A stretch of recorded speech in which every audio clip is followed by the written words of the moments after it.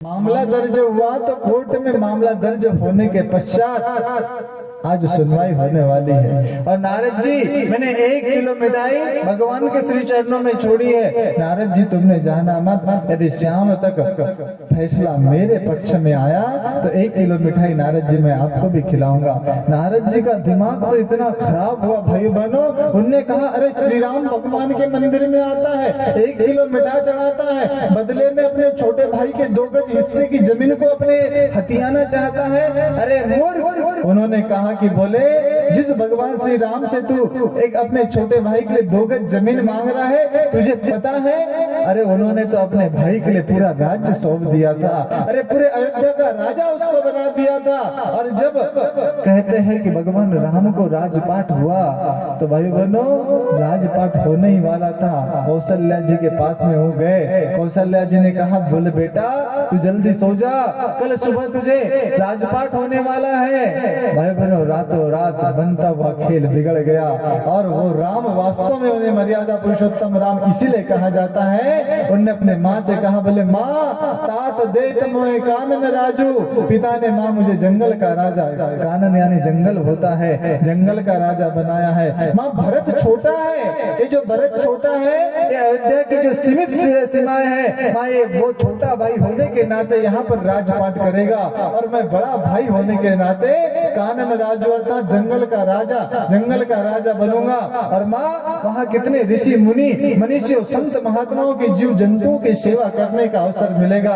आज वास्तव में माँ कई माता ने और पिताजी ने मेरे ऊपर कितनी बड़ी कृपा कर दी। क्या चिंतन था उनमें, क्या विचार।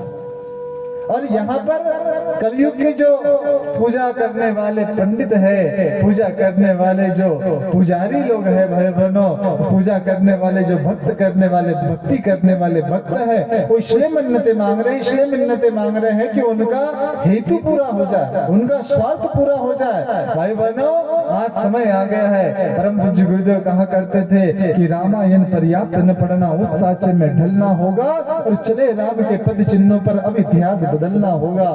रामायण पढ़ने मात्र से कुछ होने वाला नहीं है, फटाफट पेज पलटाने मात्र से कुछ होने वाला नहीं है, भजन पूजन कीर्तन संगीत करने से कुछ होने वाला नहीं है। उस आदर्श पे चलना पड़ेगा और जब तक व्यक्ति उस आदर्श पे नहीं चलेगा तब तक जैसे हमने बताया था इधर भी हाथ पैर बंधे हुए हैं, उधर भी हाथ पैर बंधे हुए हैं, दोनों एक दूसरे के रस्सी को खोल नहीं सकते।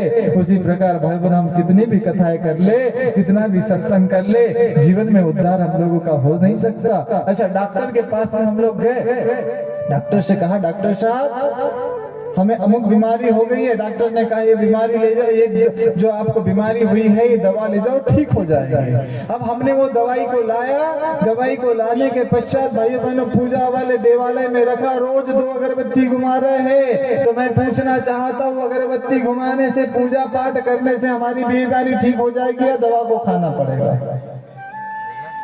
क्या करना पड़ेगा? क्या करना पड़ेगा?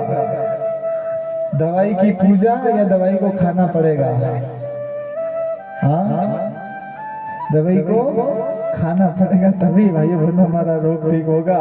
जो भवरोग का हम लोगों को भाई बहनों रोग लगा हुआ है वो उसका नाश तभी होगा जब यहाँ से जो ज्ञान बताया जा रहा है, जो चिंतन बताया जा रहा है उसको हम अपने जीवन में उतारें। नारद जी का मन बड़ा उद्विग्न हुआ भाई बहनों। अब नारद जी और आगे बढ़ते हैं। नारद जी आगे बढ़ने के पश्चात नारद जी देखते हैं